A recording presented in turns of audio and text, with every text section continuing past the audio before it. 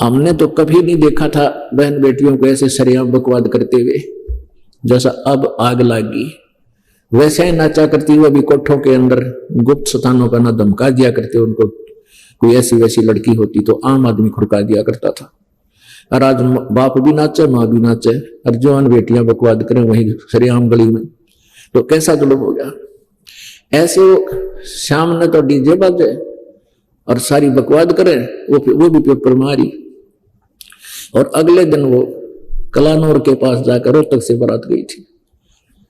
वो दूल्हे वाली गाड़ी किसी 4 व्हीलर या ट्रक से टकराएगी, वो दूल्हा भी मर गया, 5-7 और मर गए। अगले दिन टक्कर मारे बाल पाड़े हुए जो काल डीजे अगर नाचे थी। तो परमात्मा कहते हैं क्यों बकवाद में 5 धड़के भी रखे बिजली गिर जाए कब। इसलिए दास ये बताता है कि हमने एक साधु की तरह रहना है। परमात्मा कहते हैं साध सोए दो सीधा चले, भक्त वही है जो बकवाद छोड़ के और एक बिल्कुल साधारण जीवन जीवे। तो नानक साहब जी कहते हैं ना जाने काल के कर डारे और किस विधि ढल जा पासा वे जिन्ना ते सरते मौत खुड़क दी उन्होंने केड़ा आसा वे। नानक जी से भक्त कहा करते थे भगवान आप बहुत खोए खोए से रहते हो, कभी मुस्कुराहट आपके चेहरे पर हमने देखी नहीं।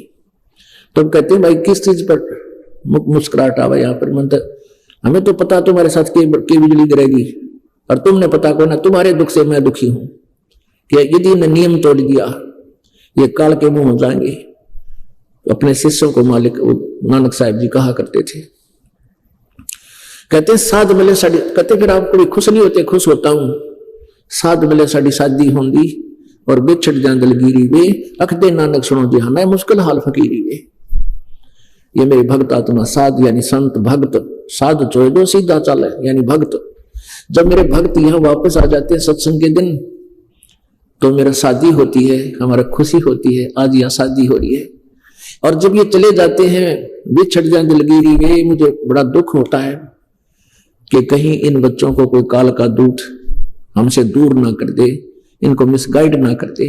और जब तुम एज इट इज आ जाते हो तो मुझे बहुत खुशी होती है कि मेरे पौधों को दीमक लगी नहीं, कीड़ा नहीं लगा। साध मले सड़ी शादी होंगी बिछड़ जाए दिलगिरी वे अखदे नानक सुनो जहाना मुश्किल हाल फकीरी वे। इस काल के लोक में भक्ति बड़ी कठिन होगी क्योंकि सतमार्ग बताने वाला एक और अज्ञान फैलाने वाले लाखों और करोड़ों।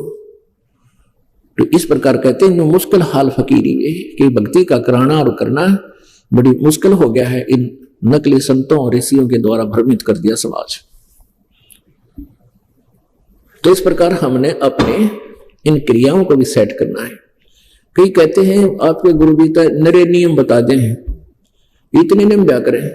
और नियम है वह तो तुमने बकवाद खाम खा शुरू करा कि शराब पीना, हुक्का पीना और ये मांस खाना, ये कोई अच्छी बात है। और फिर ये नाचना डांस करना है और ये और तरह की 100 बीमारियां ला ली अपने साथ में, कितना सीधे कितना पी लिए।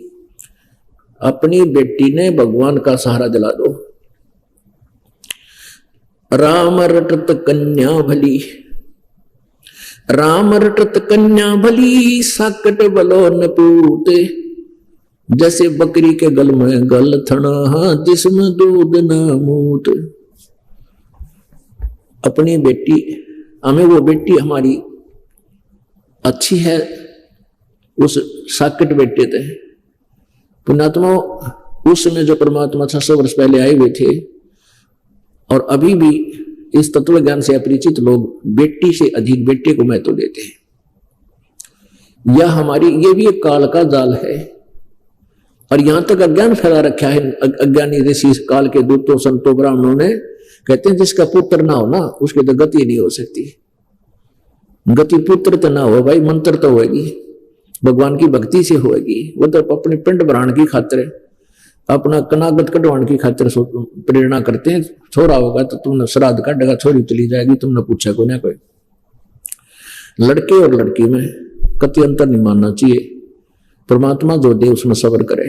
या आग लागी थी थोड़े से दिन पहले, अब तो सरकार ने कुछ कानूनी सख्त बना दिया और फिर भी अपने आप भी बुद्धिमान लोग हो गए, समझने लगे।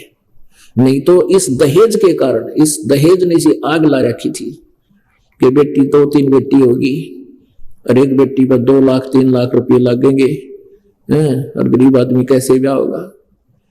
अब ये आग हमने आप अपने पैर पर आपको अड़ल मार रखा था, अब इसने हम बंद कराएंगे, आप पर सुखी हो गए, बेटी बूढ़ी को ना लगे।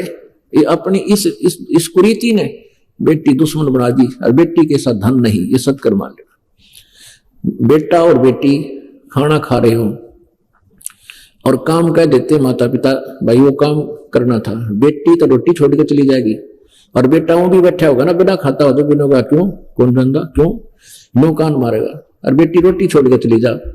पहले तो अपने पिता के कुमावर, फिर आगे जाके अगले के कुमावे। तो कहने का भाव ये कि हमने अपनी इन अज्ञान सोच के आधार से जुल्म करना भी शुरू कर दिया, बेटी को गर्भ में मारने लग गई थी। तो ये भूल भूल कर नहीं करना, महापाप के भागी हो जाओगे। परमात्मा जो देता है, बेटी 1 हो चाहे 2 हो चाहे 4 हो, कोई दिक्कत नहीं, बेटा हो मालिक देता, कोई दिक्कत नहीं, अच्छी बात है। लेकिन उसी के पीछे नहीं पड़ जाना चाहिए, भाई बेटा को ना, बेटा को ना, यह भूल है आपकी। तो इस तरह इस ज्ञान से आपको कंसेप्ट क्लियर हो जाएगा, आपकी आप रुचि नहीं बढ़ेगी। तो कहते हैं राम रटत कन्या भली और साकट भला न पूत। साकट एक तो होता नास्तिक, नास्तिक वो होता स्वयं भक्ति नहीं करता, दूसरे में बाधा नहीं करता। और साकट वो होता जो खुद भी भक्ति नहीं करे, कोई करे तो उसके अधीन है कोई व्यक्ति, जैसे बेटा साकट हो गया। और माँ बाप बुढ़ापे में अपने पुत्र का अधीन हो जाते हैं, पत्नी उसके अधीन होती है, बच्चे भी अधीन होते हैं। वो साकट है जो बच्चे, माता पिता और पत्नी भक्ति करने की चेष्टा करती है, नाम लेने जाना चाहती है, और वो साकट खुद भी भक्ति नहीं करता और उनको मना करता है, तो वो साकट है, वो दुष्ट इंसान है। फिर आगे चल के उसके ऊपर बहुत भयंकर आपदाएं आएंगी। परमात्मा कहते हैं नाम रटत कन्या भली साकट भला न पूत, और छेरी के गल में गलथना जिसमें दूध न मूत। छेरी माने बकरी, बकरी के गल में एक गण थन जैसी एक खाल लटका करे, बिल्कुल थन जैसा ही होता है, वो लटकता रहता है गले में। तो वो व्यर्थ का बोझ होता है उस बकरी के गल में, ना वो दूध का काम आवा ना मूत का, यानी किसी काम नहीं आता, व्यर्थ का वजन घसीट रही है। तो कहते हैं वो साकट बेटा, वो तो उस माँ बाप के गल में एक खाम खा का बोझ लटक गया कि उस पर 100 आपदाएं आवेंगी। भगवान से दूर प्राणी कदे सुखी नहीं रह सकता। ठीक है, जब तक कुछ पुण्य चलेंगे पूर्व संसार के तो वो सुखी नजर आओगा, और पाप भी शुरू होंगे, फिर पाप भी भोगने पड़ेंगे, फिर वो महादुखी होगा। तो बेटा दुखी होगा तो माँ बाप भी दुखी होंगे, उनकी भक्ति में बाधक बनेगा। और बेटी नाम ले रखा है, भक्ति करती है, उसका विवाह कर दिया, ससुराल जाएगी, तो वहां भी परमात्मा अपने उस पुण्यात्मा के साथ रहेगा। और उसके प्रारब्ध में मान लीजिए कोई पाप कर्म आता है, दुखदायी कांटा आता है, तो मालिक उस पाप कर्म को समाप्त करेगा, बेटी के दुख ऊपर दुख नहीं आने देगा। तो फिर बेटी दुखी नहीं होगी तो माँ बाप भी सुखी रहेंगे, उनकी भक्ति में बाधा नहीं बनेगी। तो इस प्रकार कहते हैं नाम रटत कन्या बली साकट बला न पूत, जैसे बकरी के गल में गलथना जिसमें दूध न मूत। तो भाव ये हमारा कहने का कि हमने इस अपनी बेटी को और बेटे को दोनों को ही परमात्मा के मार्ग पर लगाना चाहिए, हमारा परम कर्तव्य है। और फिर परमात्मा उनके साथ हो जाएगा, आने वाले उनके संकटों का आप पर निवारण करेगा, क्योंकि भगवान के गुणों में ये लिखा हुआ है कि परमात्मा अपने बच्चों के संकटों का निवारण करता है। सत साधकों का, जो शास्त्र अनुकूल साधना करते हैं और नियम निभाते हैं। पिछले हम बहुत से इतिहास पढ़ते हैं, कथाएं भी हम सुना करते थे, बहुत से अच्छे आचरण भी महापुरुषों के हमने देखे और पढ़े हैं, लेकिन हम आचरण कतई नहीं करते। परमात्मा कहते हैं करनी तज कथनी कथन अज्ञानी दिन रात कुकर जो भौकत फिरे ये सुनी सुनाई बात। ये कथा भी करते हैं, कथावाचक भी हैं, बड़े बड़े संत, बड़े लतीफेदार वो प्रवचन करते हैं, लेकिन उनके प्रवचनों का किसी पर कोई असर नहीं। और श्रद्धालु बहुत गणे कोई भी कार नहीं छोड़ रखा, सब कोई बीड़ी पीवे, कोई घुट्टी लावे, कोई पान खावे, कोई और सारी सब क्रियाएं करते हैं। तो फिर भक्त में और अभक्त में अंतर क्या रहा, कारण क्या है, ये कारण बताएंगे। एक बहन अपनी बहन को नाम दिलाने लाई और वो कहने लगी कि यार मेरी बहन बहुत दुखी है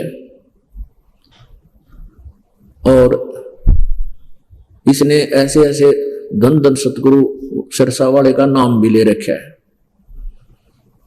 और फिर भी मां दुखी है। तो मैंने कहा बेटी यहां उपदेश ले और ये बीड़ी तमाकू शराब मांस ना छूना है, ना पीना है, ना किसी को पीने के लिए देना है। अब वो ये बीड़ी बैडी का तो मैंने उसको नहीं कहा बीड़ी शराब, क्योंकि वो लड़की थी वहां के बीड़ी पीती होगी। बाकी हम नियम बताते हैं, पहले ये दास पर्सनल बताया करता था, थोड़ी संगत होती थी तो उसको बताया ये साधना नहीं करनी है, ऐसी साधना करनी है। तो वह कहने लगी जी नाम तो हमने ले रखा है, नाम में के जरूरत हमने लेने की, गुरु तो एक होता है। वो बोला बेटा गुरु एक डॉक्टर होता है, एक डॉक्टर से आपका ट्रीटमेंट ठीक नहीं हो रहा, दूसरे से इलाज करा ले, क्या बात है। मैं बोला जी नो कहें पाप लगेगा, वहां नहीं, बिल्कुल नहीं लगेगा। झूठे गुरु ने त्याग दे कति पाप नहीं लगेगा, सच्चे गुरु ने त्यागेगी तो पाप लगेगा। मैं बोली जी हमारा गुरु तो सच्चा है। मैं फिर सच्चा बेबे यहाँ क्यों आई, अपने सच्चे दौड़े जाओ भक्ति कर ले वहां पर। उसकी बहन बोली इनका नाश होया पड़ा है, अरे यह सच्चा गुरु बताओ है। फिर उस कितने दुख पिणवाए उस बेटी ने। वो बोला बेटा नाम ले और भक्ति कर, अब मेरा पटेगा सच्चे और झूठे का। तो नो बोली जी अब बीड़ी पिया करे। उसकी बहन बोली या बीड़ी पियो है भागा डंडोगी, लड़की होकर बीड़ी पियो तुम शर्म नहीं आती। तो नो बोली जी पहले ना पिया करती, मैं तो नाम ले पाछा पीने लाएगी। मां ठीक नाम ले पाछा छोड़ा करे, बुराई ना शुरू करया करे। वह कहने लगी जी हमारे में सत्संग में जाया करती, गांव में सत्संग करती हैं औरतें, और फिर बीच में जब रेस्ट करे ना वह बीड़ी पिया करे सारी, और प्लेट में डाल के बीड़ी और माचिस अरे खुली सीख ऐसी बढ़िया सजा के सबको देती है एज ए प्रसाद। और मैंने ने पीले प्रसाद से वो प्रसाद पीने लाएगी। मैं बोले छोड़नी पड़ेगी। कहने का भाव छोड़ तो भाव ये है वो छोड़ना पड़ेगा, तो भगवान चाहिए सुख लेना तो सब बुराई त्यागनी ही पड़ेगी। मान गई वह, चलो कोई बात नहीं। तो कारण क्या है कि उन संतों के पास वो भक्ति नहीं है मार्ग जिससे जीव को सुख मिले। जो पुण्यात्मा है, जो भगवान की चाह जिनमें है और वो संत की तलाश में चली गई, नाम ले लिया उन संतों के पास, उनको कुदरती सुख हो रहे हैं जब तक उनके पुण्य चल रहे हैं। तो भोली आत्मा कहते हैं हमारे गुरु जी के कारण हमें ये लाभ हो गए। इसे लाभ तो हमारे भी हुआ करते, हम हनुमान जी ने श्याम जी ने पूजा करते, श्री कृष्ण जी ने कोई गुरु भी ना बना रखा था।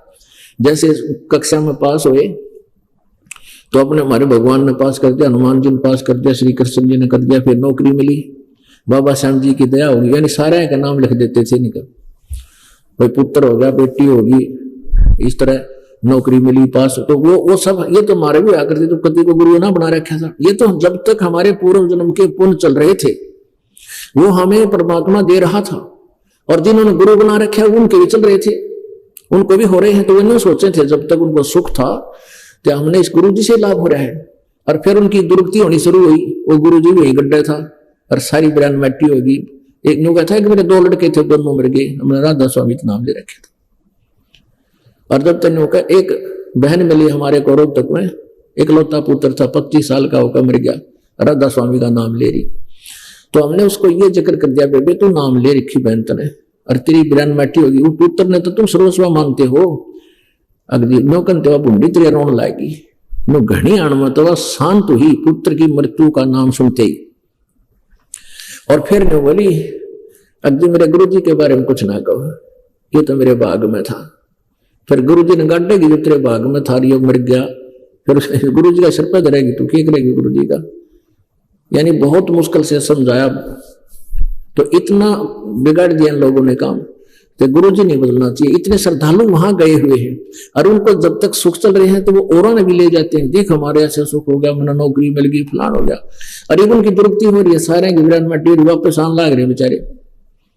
अब रो रहे हैं कि मैंने 20 वर्ष खो दिए, मैंने 30 वर्ष खो दिए, कुछ भी लाभ नहीं हुआ, मैं उजड़ गया। कहती मेरा 3 गाड़ी चलन थी, आज एक भी कोई ना, रिक्शा भी नहीं, साइकिल भी नहीं रहा। कि जब तक उनके पुण्य चले तब तक वो सुखी नजर आए। और जब पाप कर्म का दौर चला, वो पाप काटने के संत नहीं है, वो तो जैसा तुम्हारा प्राप्त मिल रहा है वो मिलता ही रहेगा।